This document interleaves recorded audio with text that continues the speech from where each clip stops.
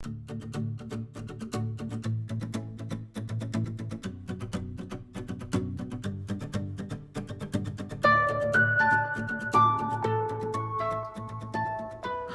and welcome to Craft Time at the Reagan Scott Homestead. This week we're going to be discussing where to order the best heirloom and organic seeds. I really like to order some seeds both locally and further away so I can get a variety, because for me, some of the love of gardening is being able to grow things that aren't just available at Lowe's and Home Depot. Not that there's anything wrong with starting with those, don't get me wrong, but you might be able to find out that there's purple cauliflower in the world or white tomatoes. And some of the only ways to get those is to actually order the seed and start the plants yourself. So I'm going to talk to you about what things you need to know about your seeds before you order them and how to select the best company for you. And we're going to get to look at some of the awesome plant porn called the seed catalog. So we'll get started. The first thing that you need to understand about your seeds is that there are different types. Of course, I have nowhere to set this. All right, we'll just put those right there. There are different types of seeds, and it gets very confusing quickly. There's heirloom, there's organic, there's open-pollinated, there's hybrid, and it's very simple to understand, and you can pick which ones are best for your garden if you simply think of it this way. Heirloom seeds are technically seeds that have been saved since before World War II, so 1945-ish. However, a lot of people use that to kind of name any seed that has been passed down for a few generations, or sometimes they just label anything that's open-pollinated as heirloom. Open-pollinated means that if you take a mama plant and another mama dada plant, because they're plants and they don't really have genders, but anyway, you take some plants, they cross-pollinate each other, and you get seeds, and you plant the seeds, and they'll come out very similar to the parents, kind of like you and me. So they're open-pollinated, meaning the seed can just cross. It's not that simplistic, and there's entire books about how to save seeds because you can mess up your open pollination. And we're not getting into that today, but generally that's what it means. It means that you could save seeds from the plants that you get, and they'll be open pollinated. So all heirlooms are open pollinated seeds. All open pollinated seeds aren't necessarily heirlooms.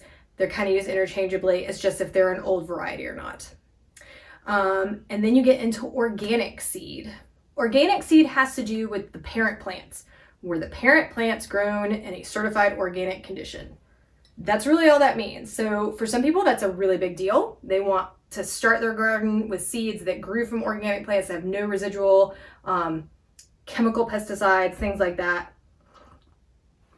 But I have my beliefs about organic and the certifications therein, and I'm not going to go into those today. So if that's an important thing for you, then go for it. It is not as big of a deal for me. And what is key to understand about open-pollinated, organic, heirloom, hybrid, which we'll talk about in just a second, seeds, is that none of them for a regular grower should contain GMO. That's genetically modified. So a lot of people are very worried about that, and they do not sell GMO seeds to home gardeners. You have to buy those on a commercial scale. We'll go into that in just a second, but that being said, all of these varieties should be GMO free in theory. The last seed type we're going to talk about is hybrid seed. And hybrid seed is when you take two very kind of different plants. Now, we're not talking like a tomato and a pepper, but two different varieties of tomato, for example. And you crossbreed those plants, and then the seed that comes out of them is sometimes, well, you do it so that it's better. But if you save the seed from that plant, it will not come out the same as the previous one. So two different varieties have their little plant, knocking boots, out comes other seed, and that seed you can plant, come up with a plant, but then you can't save it another year and have the same thing. A lot of people stay away from hybrids. I would highly suggest them and looking into them if you're a fresh gardener, because a lot of times people hybridize seed because it makes a plant that has the best of both parents. So you can get like disease resistance or bigger fruit. And a lot of people aren't going to be saving their seed their first few years gardening. And if you're not saving your seed, it doesn't really matter. You just want the best plants for the best flavor or whatever you're going for. And so the reason I brought up the GMOs, a lot of people are very worried about that. And hybrid seeds don't have those either for home gardeners. But some companies take it very seriously because plants are out in the wild and plants get pollinated by bees that fly miles around, or air or other insects. And if you have a farmer with a GMO crop and you have some corn a few miles away, it can cross without you knowing it. And some companies take this seriously enough to test a certain section of their seed and certify that it is non-GMO. But with all of your home garden stuff, it should be non-GMO, but there could be the chance that some of your seed contains that. So that's the differences in the types of seed. And in your seed catalogs, you will find even more differences in your seeds. So they mark them for you. This is one of my favorite ones. We'll go into in just a minute.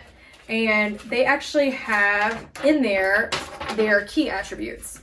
And each catalog has extra ones. So this one has the organic and it has the heirloom that we just discussed. But this one also has AOT for Arc of Taste, or A for Artist Design Packet, things like that. So you need to know the key. It'll be on the website or in any catalog. You just kind of have to look for it. I found this one early. Yeah, so like Johnny's Select Seed, they have it all on the bottom. I mean, they have everything down here. Do you need it to be an edible flower? Do you need it to be exceptionally cold tolerant? So you can look for all these emblems when you're doing it, and their websites have it similarly marked. You just have to go find it.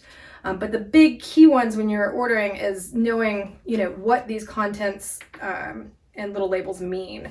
So that's why we went over that. So when you order seeds online or through the mail, you have to keep a few things in mind that will really help you decide what company or companies you want to buy from. I try and limit it to a couple companies each year because a lot of them charge shipping, and your shipping costs can greatly undo anything that you've done depending on where you're shipping from.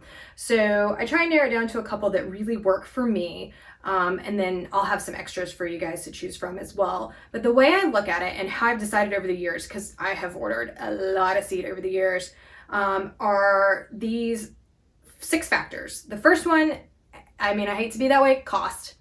When you place a seed order, you can be spending for just a small garden, definitely $100 easily, because these seed packets range anywhere from like $2 to $5 or $6, depending on if it's fancy or not. And then occasionally you can get some really crazy prices based on what it is. See echinacea. I don't understand what echinacea and is up with that, but I'm paying some ridiculous prices for packets this year. Secondly, the scale matters. You need to know how much you need of a certain seed. So for example, I don't order from Johnny's Select Seed. I usually get their catalog. I don't know if this is this is last year's catalog. I didn't order one this year. They do the home gardener. Gonna try and not laugh at myself. But they specialize in the commercial, and you can see it right here where they tell you how much you're getting. Like one packet for this is $4.75, but then you can get it by weight, and it'll tell you, it's 74 cents for this amount of weight, and you can get poundage or grams depending where you're ordering from. And that's really important. If you're a big farm and you need lots of seed, then you're probably going to order from someplace like Johnny's Selected Seed and not, say, Baker Creek, though I do think they have a wholesale one too. So you need to keep in mind scale. And then location also matters. The seeds that grow in your area may not grow everywhere. And if you're ordering from a smaller location, then they tend to specialize in things local. So my favorite place where I order the bulk of my seeds is a mile, maybe that way, down the road. Their name is So True Seed, and they are located in Asheville, North Carolina. And I get the bulk of my vegetables, my major vegetables, from them because they trial everything. They try it out before me, and they know that it's going to work in the southeastern United States, and particularly our kind of weird mountain climate. And that's great because I know that whatever I order from them is probably going to do fine here. and they have enough variety to suit me. So getting one that's local to you is great if you can. Not everybody can. I'm just real lucky and have a seed store right down the way. The next thing that you're going to want to consider is the amount of varieties. I love So True. They have great stuff, but sometimes they don't carry, they only have, you know, not that anybody should be complaining about 20 beans, but I want different beans because I'm special. I don't know. I'm just real picky. And they may not have enough variety, or I get bored, like if I've grown the same tomatoes over and over again. So I like to have more choices. Like I said, most people aren't going to care. 20 beans is going to go for them. And then a big one that I've struggled with lately, and I hate to even make a video about it, is seed health. I love Baker Creek, and we're going to look at this because their catalog really is the equivalent of a like plant porn on a page. And their website is even more beautiful. They take gorgeous photos. But I've gotten bad germination rates, and some of that has to do with the location. They're out of Missouri or California. They have a location there too. And I don't know if I'm ordering seeds that just don't do well in Western North Carolina, or what the case is. But I even got packages last year that were marked and said, sorry, low germination, we added seed, but only after I ordered them. So I love them, but their seed packets are pretty skimpy. Their prices are high and their germination is iffy. But sometimes they have stuff that you just can't find anywhere else. Like, you know, maybe you need a Celtis. I don't even know what kind of lettuce that is, but it's a specialty type. Or maybe you want to have some really strange globe onion. I mean, they have everything. I ordered white tomatoes from them last year. I mean, when I say they have everything everything you could ever want. Maybe you need a cucumber that looks like a dragon's egg. That one actually did real well for me last year. It's the Sikkim cucumber. I don't think it's in their catalog, but it's on their website. So keep in mind the seed germination. I don't order the bulk of my seeds from Baker Creek anymore because I just can't guarantee that I'm going to get enough plants out of it. But I do add in some fun ones. I'll admit that. And then finally, you're going to want to consider their mission and values. If you're, not to be stereotypical, but if you're taking the time to order your own seeds and start them and nourish them, and you want strange, crazy varieties of heirlooms, you're going to want to spend your money with a company that's probably supporting that. It's really cool. So True Seed, not only do I just love their plants and would talk about them forever and fangirl, but they give back to the community. They've given seeds to us even. We had a community seed swap and they heard about it and then sent a couple hundred packets just to add to the seed swap without us even asking. So they're huge in the community, and I really appreciate that. But you can read anybody's missions and values. So you need to keep those in mind.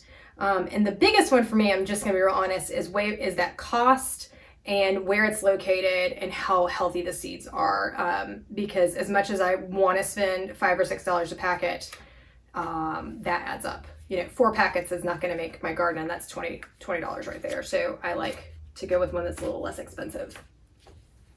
So once you've decided all that, you've just got to place your order and you know, enjoy growing them. And we've got some seed starting information that you can check out on our website. And I'll give you a little tour of these websites by linking them in the show notes. So thanks.